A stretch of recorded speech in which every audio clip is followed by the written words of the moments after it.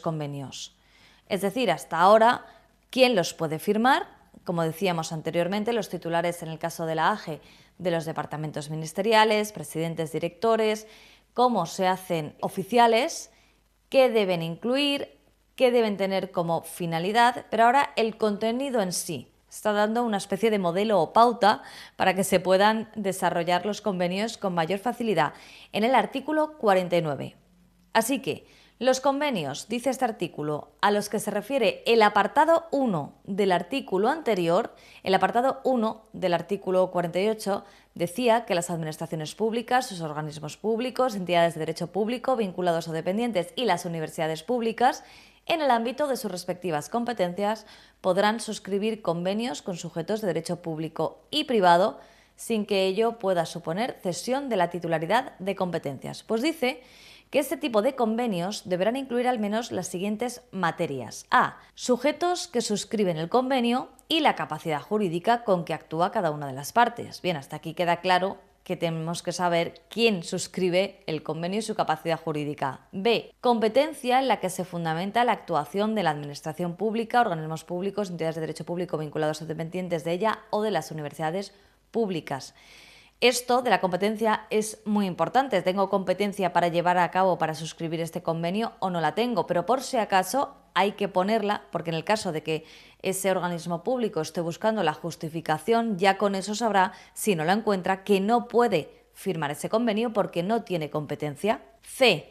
Objeto del convenio y actuaciones a realizar por cada sujeto para su cumplimiento, indicando en su caso la titularidad de los resultados obtenidos, qué va a hacer cada uno y qué queremos conseguir.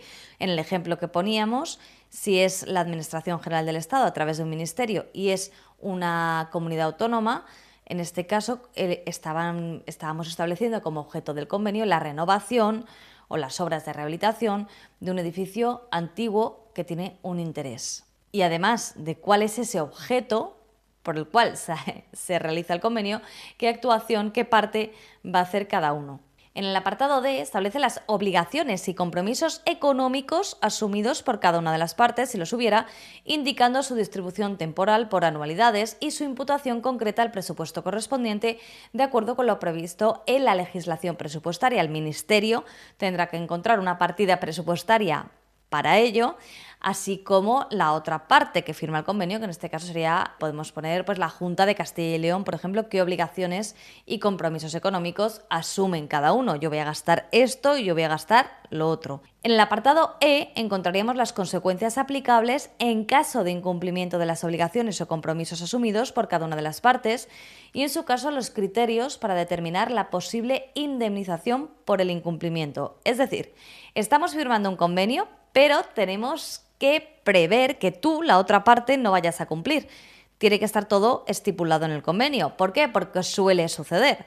F. Mecanismos de seguimiento, vigilancia y control de la ejecución del convenio y de los compromisos adquiridos por los firmantes. Este mecanismo resolverá los problemas de interpretación y cumplimiento que puedan plantearse respecto de los convenios, porque es muy importante que si vamos a realizar unas obras de rehabilitación de un edificio, tengamos que ver cómo avanzan esas obras. Así que se puede establecer, por ejemplo, una reunión cada 6 meses para comprobar el avance de esa rehabilitación. En el apartado G establece el régimen de modificación del convenio. A falta de regulación expresa, la modificación del contenido del convenio requerirá acuerdo unánime de los firmantes. ¿Cuándo podríamos modificar el convenio? Pues a lo mejor si estamos haciendo esa rehabilitación y encontramos un hallazgo arqueológico debajo, entonces en este caso habría que quizá modificarlo. Y la H, plazo de vigencia del convenio teniendo en cuenta las siguientes reglas. En primer lugar, los convenios deberán tener una duración determinada que no podrá ser superior a 4 años, salvo que normativamente se prevea un plazo superior. Y en segundo lugar, en cualquier momento antes de la finalización del plazo previsto en el apartado anterior, es decir, esos 4 años, los firmantes del convenio podrán acordar unánimemente su prórroga por un periodo de hasta 4 años adicionales o su extinción. En el caso de convenios suscritos por la AGE o algunos de sus organismos públicos y entidades de derecho público vinculados o dependientes, esta prórroga deberá ser comunicada al Registro Electrónico Estatal de Órganos e Instrumentos de Cooperación, al que se refiere de nuevo nos lleva a la disposición adicional séptima. Y por tanto, El plazo de vigencia de un convenio, como norma general, máximo 4 años, aunque, si están de acuerdo las partes firmantes, podría ampliarse, podría haber una prórroga de hasta 4 años adicionales. Pero no acaban aquí los requisitos, porque en el artículo 50 tenemos también trámites preceptivos para la suscripción de convenios y sus efectos. Es decir, en los artículos anteriores, el artículo 48 y el artículo 49, hemos visto requisitos para que sean válidos y eficaces. También el contenido mínimo que deben presentar, pues el artículo 50 añade. En primer lugar, sin perjuicio de las especialidades que la legislación autonómica pueda prever, será necesario que el convenio se acompañe de una memoria justificativa, donde se analice su necesidad y oportunidad, su impacto económico, el carácter no contractual de la actividad en cuestión, así como el cumplimiento de lo previsto en esta Ley 40/2015. En segundo lugar, los convenios que suscriba la AGE o sus organismos públicos y entidades de derecho público vinculados a dependientes se acompañarán además de el informe de su servicio jurídico, que deberá emitirse en un plazo máximo de 7 días hábiles desde su solicitud. Cualquier otro informe preceptivo que establezca la normativa aplicable, que deberá emitirse en un plazo máximo de 7 días hábiles desde su solicitud. La autorización previa del Ministerio de Hacienda y Función Pública para su firma, modificación, prórroga y resolución por mutuo acuerdo entre las partes, que deberá emitirse en un plazo máximo de 7 días hábiles desde la solicitud. Así que vemos que, además del apartado primero de este artículo 50, en el que tiene que haber una memoria justificativa, en el caso de los convenios que se suscriban con la Administración General del Estado, se debe añadir informe de servicio jurídico, cualquier otro informe preceptivo obligatorio que establezca la normativa aplicable y la autorización previa del Ministerio de Hacienda y Función Pública. Y se añade: cuando el convenio a suscribir esté excepcionado de la autorización a la que se refiere el párrafo anterior, que es la de la autorización previa del Ministerio de Hacienda, también lo estará del informe del Ministerio de Política Territorial. No obstante, en todo caso, será preceptivo el informe del Ministerio de Política Territorial respecto de los convenios que se suscriban entre la AGE y sus organismos públicos con comunidades autónomas o entidades locales, o con sus organismos públicos y entidades de derecho público vinculados a dependientes, en los casos siguientes. 1. Convenios cuyo objeto sea la cesión o adquisición de la titularidad de infraestructuras por la Administración General del Estado. 2. Convenios que tengan por objeto la creación de consorcios previstos en el artículo 123 de esta ley, al que no vamos a acudir ahora. Entonces, en estos casos sí sería preceptivo. Pero continuamos con esas obligatoriedades que deben tener los convenios que suscriba la AGE. Aparte de ese informe de servicio jurídico, cualquier otro informe preceptivo, una posible autorización previa del Ministerio de Hacienda, se añaden 2 más. Cuando los convenios plurianuales suscritos entre administraciones públicas incluyan aportaciones de fondos por parte del Estado para financiar actuaciones a ejecutar exclusivamente por parte de otra administración pública y el Estado asuma en el ámbito de sus competencias los compromisos frente a terceros, la aportación del Estado de anualidades futuras estará condicionada a la existencia de crédito en los correspondientes presupuestos. Y finalmente, los convenios interadministrativos suscritos con las comunidades autónomas serán remitidos al Senado por el Ministerio de Política Territorial. Entonces, lo que parecía que es una forma muy sencilla de colaborar, ya vemos que tiene una gran cantidad de requisitos. ¿Y cuándo termina un convenio? El artículo 51 estipula la extinción de los convenios. Apartado primero. Los convenios se extinguen por el cumplimiento de las actuaciones que constituyen su objeto o por incurrir en causa de resolución. Muy bien, suponiendo que seguimos el ejemplo en el que estamos rehabilitando o restaurando un edificio antiguo cuando éste se acaba de rehabilitar, por ejemplo, y se inaugura. O bien, por incurrir en causa de resolución. ¿Qué son las causas de resolución? Las encontramos en el apartado segundo.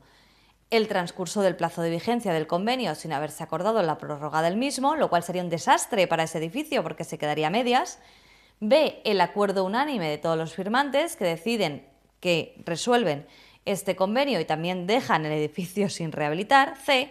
el incumplimiento de las obligaciones y compromisos asumidos por parte de algunos de los firmantes, bien que la comunidad autónoma, bien que la Administración General del Estado, a través de este Ministerio de Cultura, no cumplan con lo que habían establecido en el convenio. ¿Y qué pasa entonces? En este caso, dice el artículo 51, cualquiera de las partes podrá notificar a la parte incumplidora un requerimiento para que cumplan un determinado plazo con las obligaciones o compromisos que se consideran incumplidos. Este requerimiento será comunicado al responsable del mecanismo de seguimiento, vigilancia y control de la ejecución del convenio y a las demás partes firmantes, que entendemos que ese responsable de mecanismo de seguimiento, vigilancia y control de la ejecución del convenio ya tendría que haberse dado cuenta de que alguno no está cumpliendo. Continúa el artículo. Si transcurrido el plazo indicado en el requerimiento persistiera el incumplimiento, la parte que lo dirigió notificará a las partes firmantes la concurrencia de la causa de resolución y se entenderá resuelto el convenio. La resolución del convenio por esta causa podrá conllevar la indemnización de los perjuicios causados si así se hubiera previsto. D. Otra forma de resolución por decisión judicial declaratoria de la nulidad del convenio, esto es porque algo se ha hecho muy mal, y E. por cualquier otra causa distinta de las anteriores prevista en el propio convenio o en otras leyes.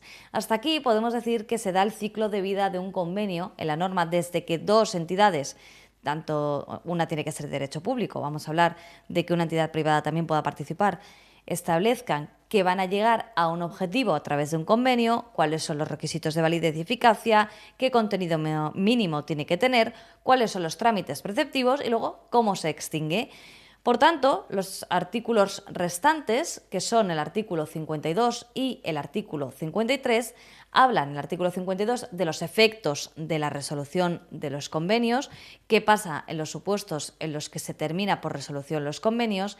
Y el artículo 53 es quizá muy relevante, como decía antes, es la remisión de convenios al Tribunal de Cuentas. Y es que todo tiene que estar fiscalizado, porque el artículo 53.1 estipula que dentro de los 3 meses siguientes a la suscripción de cualquier convenio cuyos compromisos económicos asumidos superen los 600.000 euros, deberán remitirse electrónicamente al Tribunal de Cuentas u órgano externo de fiscalización de la comunidad autónoma, según corresponda.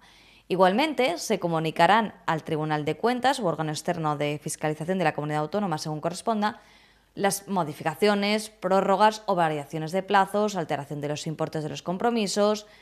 Y en el último apartado, en el apartado tercero, lo dispuesto en los apartados anteriores se entenderá sin perjuicio de las facultades del Tribunal de Cuentas o, en su caso, de los correspondientes órganos de fiscalización externos de las comunidades autónomas, para reclamar cuantos datos, documentos y antecedentes estime pertinentes con relación a los contratos de cualquier naturaleza y cuantía. Y por ello se establecía anteriormente, y hemos llamado la atención sobre ello, que hay que establecer la cuantía adecuada a la finalidad del convenio, porque el Tribunal de Cuentas, ya sea el Tribunal de Cuentas o el órgano externo de fiscalización de una de las comunidades autónomas, va a estar muy pendiente de que eso no suponga un problema para las arcas públicas.